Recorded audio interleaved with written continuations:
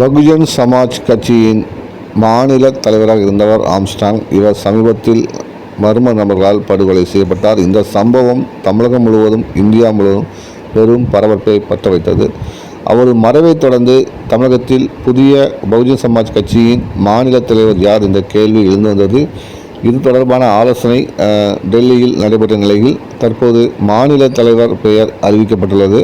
அதன்படி பகுஜன் சமாஜ் கட்சியின் மாநில தலைவராக ஆம்ஸ்ட்ராங் அவர்களின் நண்பர் திரு ஆனந்தன் அவர்கள் அறிவிக்கப்பட்டுள்ளார். இவர் ஏற்கனவே 2009ஆம் ஆண்டு திருவள்ளூர் நாடாளுமன்ற தொகுதியில் போட்டியிட்டு 40,000 வாக்குகளை பெற்றிருந்தார்.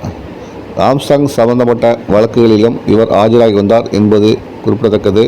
அதனைத் தொடர்ந்து பகுஜன் சமாஜ் கட்சியின் மாநில ஒருங்கிணைப்பாளராக ஆம்ஸ்ட்ராங் அவர்களின் மனைவி மலர்கொடி நியமனம் செய்யப்பட்டுள்ளார். இதற்கான அதிகாரப்பூர்வ அறிவிப்பை பகுஜன் சமாஜ் கட்சி நேற்று வெளியிட்டது. இதற்கிடையே புதிய நிர்வாகிகளுக்கு பாமக தலைவர் டாக்டர் அன்புமணி ராமதாஸ் வாழ்த்து தெரிவித்துள்ளார். அதை என்ன சொல்லியிருக்காருன்னா, ஆம்ஸ்ட்ராங் அவர்கள் விட்டு சென்ற பணிகளை தொடர்ந்து மேற்கொள்ள வேண்டும் என்று அவர் குறிப்பிட்டுள்ளார்.